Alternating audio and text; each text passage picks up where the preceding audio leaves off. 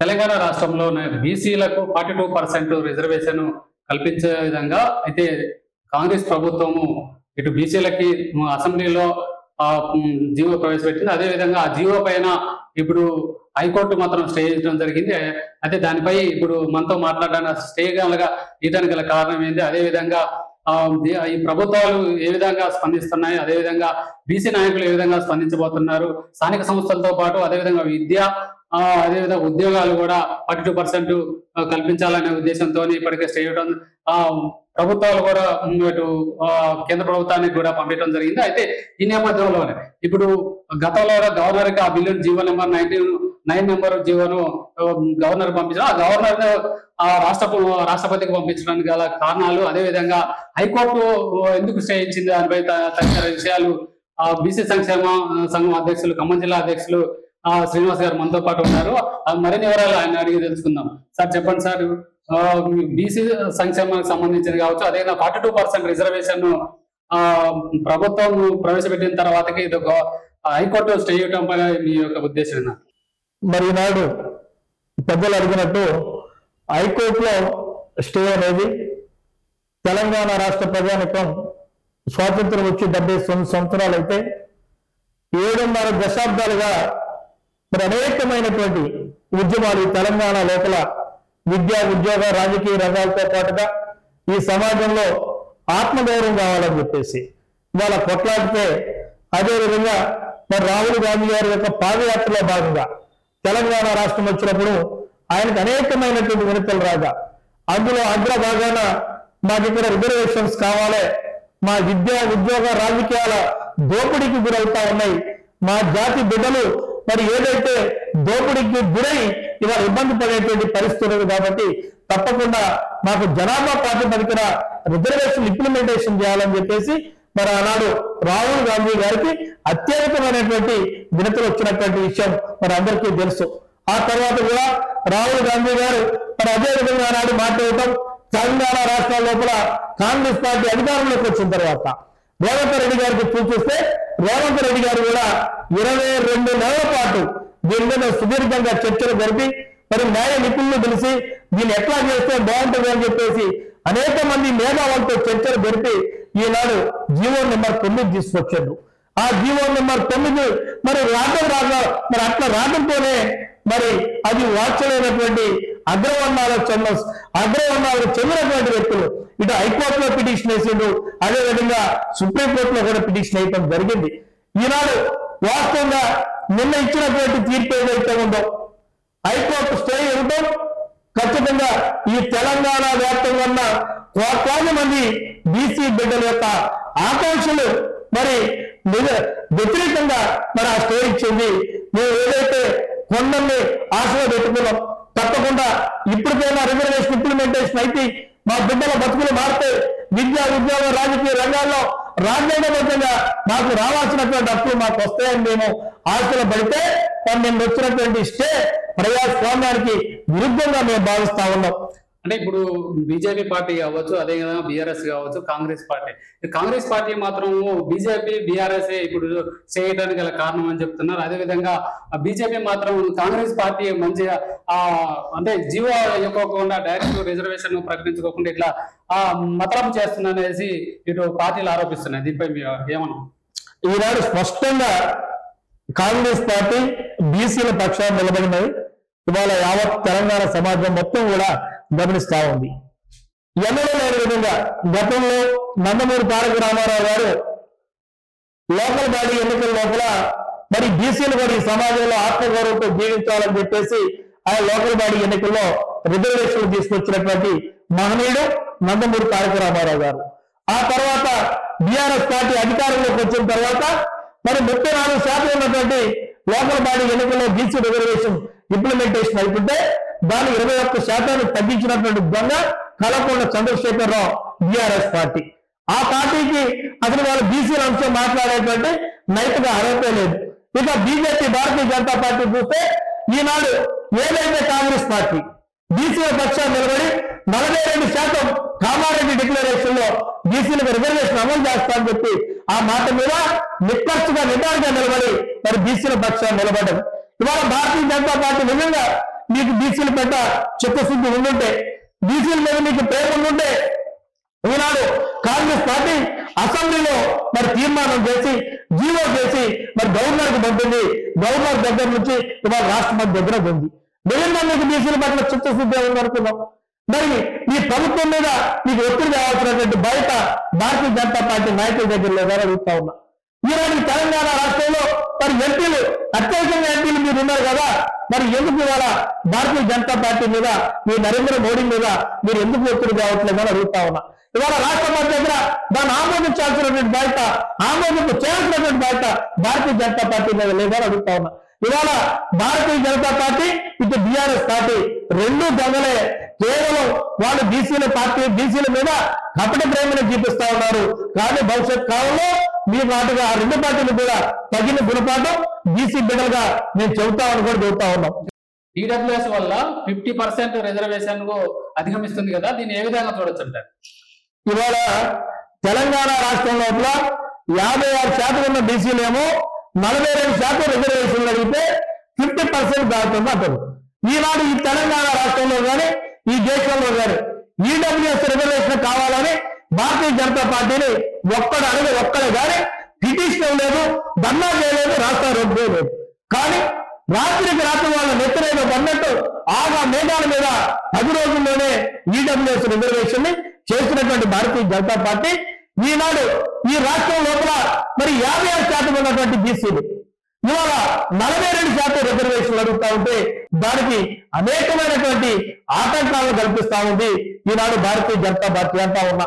అంతేకాదు ఇవాళ ఏదైతే రెడ్డి సంఘం మిత్రులు ఇవాళ మా మీద పిటిషన్ వేసిండ్రు, నేను వాళ్ళు అడుగుతా ఉన్నా, మిమ్మల్ని ఇవాళ బీసీ ఉద్యమంలో కూడా మొదటి నుంచి అనేక సామాజిక వర్గాలు మా ఉద్యమంలో పాల్గొన్నాయి. అందులో రెడ్లు ఉన్నారు, చౌదరులు ఉన్నారు, అనేక సామాజిక వర్గాలు ఉన్నారు. ఇవాళ అగ్రవర్ణాల్లో కూడా ఏ కులానికి అవసరం లేనటువంటిది ఇవాళ రెడ్డి సంఘం బాగా తీసుకొని అందులో కూడా ఇద్దరు దాన్ని మరి ప్రత్యేకించి మా భక్తుల మీద మీరు ఎందుకు దెబ్బ కొట్టాలంటున్నారో మరి మాకు అర్థం కావచ్చారు కూడా మీకు చెబుతా ఉన్నా. ఆనాడు ఈడబ్ల్యూఎస్ రిజర్వేషన్ మీకు ఇస్తే మేమేమన్నా అడ్డుపడ్డమని అడుగుతా ఉన్నాం. ఈనాడు మాకు రాజ్యాంగ బద్దమైనటువంటి మా హక్కులు అడుగుతా ఉంటే మీరు ఎందుకు మమ్మల్ని అడ్డుకుంటా ఉన్నారని అడుగుతా ఉన్నాం. ఈనాడు మిమ్మల్ని స్పష్టంగా అడుగుతా ఉన్నాం, మీ తాత మీ తండ్రి సంపాదించినటువంటి ఆస్తుల్లో మేమన్నా వాటా అడుగుతున్నామని అడుగుతా ఉన్నాం. ఈనాడు రాజ్యాంగబద్ధంగా మా జనాభా ప్రాతిపదికన మేము ఎంతమంది ఉన్నామో మాకు అంత వాటా కావాలని అడుగుతా ఉంటే దాన్ని కూడా అడ్డుకునేటువంటి దుర్మార్గమైనటువంటి ఆలోచనని మరి భవిష్యత్ కాలంలో మీ సంగతి ఏంటో కూడా రాజ్యాంగబద్ధంగా ప్రజాక్షేత్రంలో చేసుకుంటామనేది కూడా విజ్ఞప్తి చేసుకుంటామనేది కూడా హెచ్చరిక జారీ చేస్తా ఉన్నా. బీజేపీ పార్టీ తెలంగాణ రాష్ట్ర అధ్యక్షుడు 42% రిజర్వేషన్ కల్పిస్తాం మేము స్వాగతిస్తాము అని చెప్పారు. మీరు ఇప్పుడు బీజేపీ పార్టీ అనేది అంటున్నారు కదా, ఇప్పుడు ఆ ప్రత్యేకంగా అతను రామచంద్రరావు గారు కూడా ప్రెస్ మీట్ పెట్టి కూడా చెప్పింది స్వాగతిస్తున్నాం అని. ఇప్పుడు దీనికి గల కారణం లేదు. అసలు బీజేపీ రాష్ట్ర అధ్యక్షుడు రామచంద్రరావు అనేటువంటి పెద్ద బీసీల వ్యతిరేకంగా చెబుతా ఉన్నా. ఎందుకంటే మొట్టమొదటిసారి ఈ 42% రిజర్వేషన్ వ్యతిరేకించిందే రామచంద్రరావు. ఈనాడు రామచంద్రరావు హైకోర్టు లాయర్ కదా, మరి నిన్న దాదాపు 30 మంది మరి ఫిల్ చేసిండ్రు. అదేవిధంగా అనేక సంఘాలు బీసీల పక్షాన 42% రిజర్వేషన్ అమలు కావడం కోసం హైకోర్టులో పిటిషన్ వేసి కొట్టాయింది. మరి భారతీయ జనతా పార్టీ నుంచి ఏ ఒక్కడన్నా కోర్టుకు వచ్చిందా? ఆఖరికి రామచంద్రరావు వాళ్ళ పెద్ద పెద్ద మాటలు మాట్లాడుతా ఉన్నాడు కదా. రామచంద్రరావు హైకోర్టు లాయరే కదా, నువ్వు వాదించవచ్చు కదా, నువ్వు వాదించావా? నువ్వు పిటిషన్ వేసావా? లేదు. ఇవాళ రాష్ట్ర అధ్యక్షుడిగా నిజంగా నీకు బీసీల పట్ల నీకు ఇవాళ విశ్వాసం, ప్రేమ, అభిమానం ఉంటే నరేంద్ర మోడీని తను అడగాలి కదా. నరేంద్ర మోడీని ఒప్పించి ఇవాళ మీరు మరి రాష్ట్రపతి దగ్గర ఉన్నటువంటి దాన్ని ఆమోదం చేయాలి, పార్లమెంట్ లో బిల్లు పెట్టాలి. మరి అదేవిధంగా దాన్ని ఆర్టికల్ 9 లో పెట్టాల్సినటువంటి బాధ్యత, మరి షెడ్యూల్ 9 లో పెట్టాల్సినటువంటి బాధ్యత భారతీయ జనతా పార్టీవే కదా. అది మీకు చేయాల్సినటువంటి బాధ్యత మీ మీద ఉంది కదా. అది చేయకుండా ఇవాళ నువ్వేమో కాంగ్రెస్ ని దొంగట్టావు, కాంగ్రెస్ ఏమో బీజేపీ దొంగటది, ఈ రెండేమో బీఆర్ఎస్ దొంగట్టాయి. ఇది కాదు, ఇవాళ రాజ్యాంగబద్ధంగా 79 సంవత్సరాలుగా హక్కులు కోల్పోయి ఇవాళ మా విద్యను దోచుకుంటున్నారు, మా ఉద్యోగాలు దోచుకుంటున్నారు, మా సంపద దోచుకుంటున్నారు, మా రాజకీయ అవకాశాలు దోచుకుంటా ఉన్నారు. ఈ రాష్ట్రంలో 5% లేనోడు ఈనాడు ఈ రాష్ట్రాన్ని ఆధిపత్యం చేస్తా ఉన్నారు. కాబట్టి ఇంకెంతకాలం ఈ బానిసత్వం అని అడుగుతా ఉన్నారు. ఇవాళ ఈ రాజకీయ పార్టీలన్నీ కూడా ఒకదానికి నుంచి ఒకటి ఇవాళ యాక్షన్ చేస్తా ఉన్నాయి. బీసీల మీద ప్రేమ ఉన్నట్టు నటిస్తా ఉన్నాయి తప్ప అన్ని దొంగలే.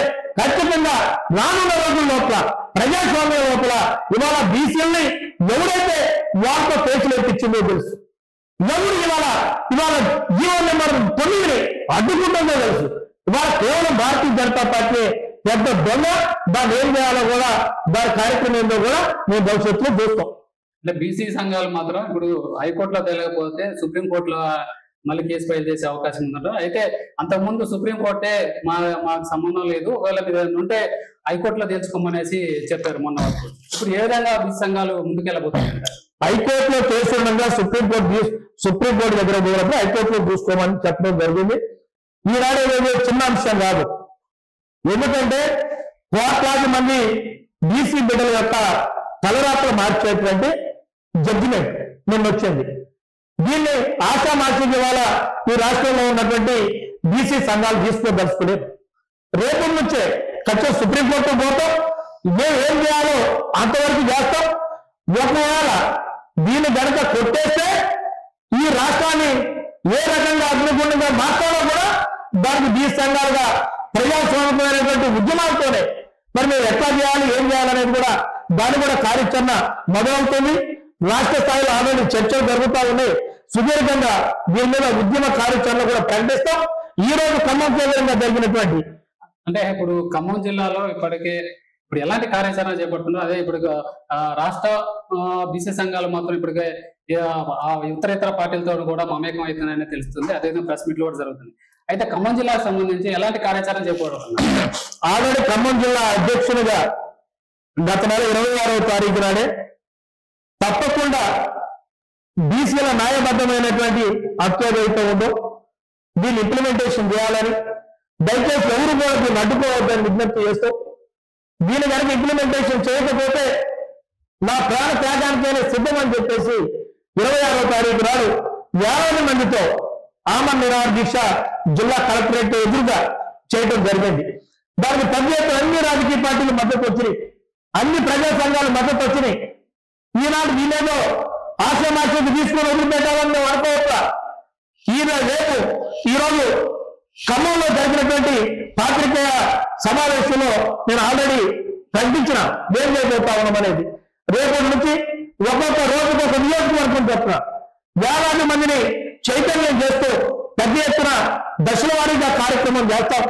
మరి ఏదైతే 6 వారాలు గడివిచ్చిండ్రు, 6 వారాల్లో కనుక 6 వారాల తర్వాత దీన్ని గనక కొట్టేస్తే మరి దాని సంగతి ఎవరైతే మా రిజర్వేషన్ని అడ్డుకునే ప్రయత్నం చేసిండ్రో, మా నోటు కూడా కూడిని కాలుతో తగిలిండ్రో వాళ్ళ సంగతి కూడా తెలుస్తూ రేపటి నుంచి పెద్ద ఎత్తున కార్యక్రమాలు ఉన్నాయి.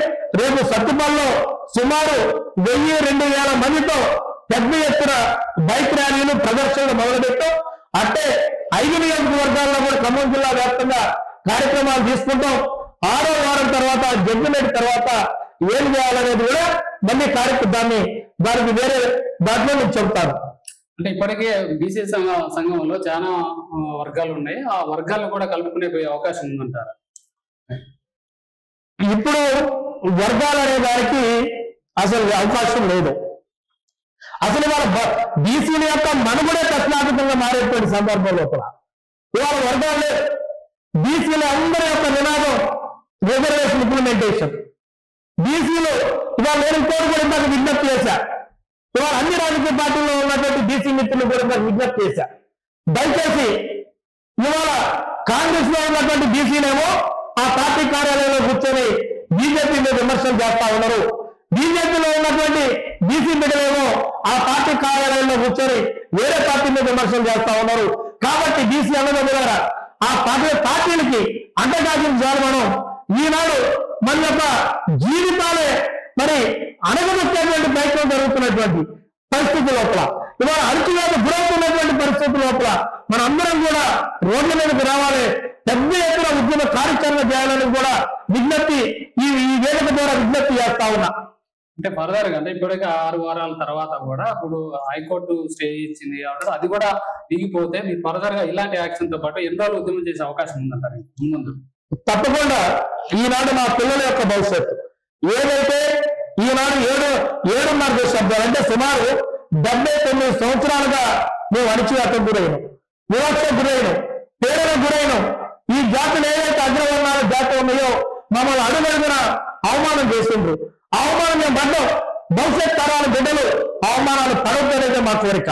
ఆ జాతి బిడ్డల యొక్క భవిష్యత్ కోసం ఇవాళ మేము ఏ త్యాగాలకైనా సిద్ధంగా మేము ఉన్నాం. కాబట్టి ఖచ్చితంగా ఆ తీర్పు కనుక వ్యతిరేకంగా వస్తే మరి గతంలో ఎన్నడూ కూడా విధంగా బీసీల యొక్క ఆగ్రహాన్ని ఈ కేంద్ర ప్రభుత్వం చూస్తూ అనేది కూడా స్పష్టం చేస్తా ఉన్నాం. రైట్. మన శ్రీనివాస్ గారు చెప్పేది ఏంటంటే ఇప్పుడు బీసీలకు ఏదైతే రిజర్వేషన్ 42% ఇప్పుడు హైకోర్టులో వీగినా కానీ ఫర్దర్ గా మాత్రం ఉద్యమం నుంచి మాత్రం దాన్ని సుప్రీంకోర్టులో కావచ్చు, అదే విధంగా అసెంబ్లీలో కావచ్చు, పార్లమెంట్ కూడా ముట్టడించే అవకాశం ఉందన్నారు. అయితే రేపటి నుంచి మాత్రము సత్తుపల్లి నియోజకవర్గాల్లో మాత్రం బైక్ ర్యాలీతో పాటు ప్రతి నియోజకవర్గాన్ని కూడా తిరిగి ఉద్యమాన్ని ఉధృతం చేసే అవకాశం ఉందని చెప్తున్నారు.